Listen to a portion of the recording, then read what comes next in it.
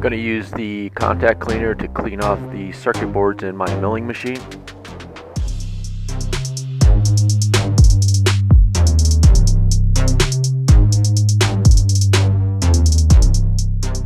Using the cleaner and a few rags and some elbow grease, they came out good.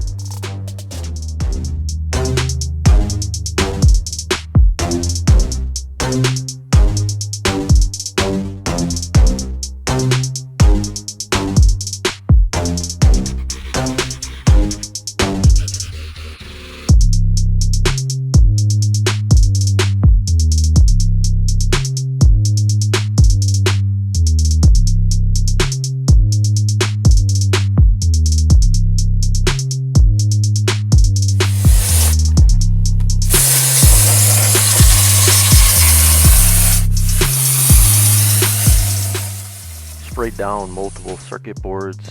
The spray is super flammable, so obviously you want to have the power off when you're doing this.